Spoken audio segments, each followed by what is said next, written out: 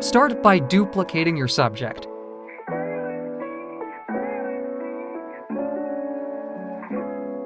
Then go to Filter, Blur Gallery, Path Blur.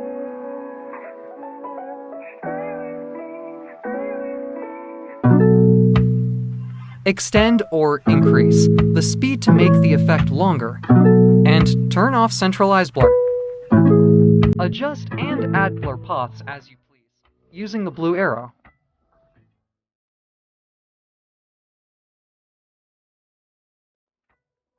You can also alter blur shapes by using the red arrow after turning on Edit Blur Shapes.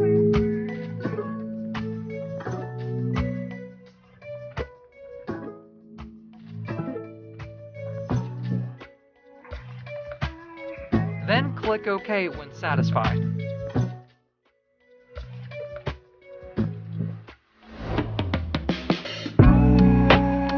Add a gradient map to make it more interesting.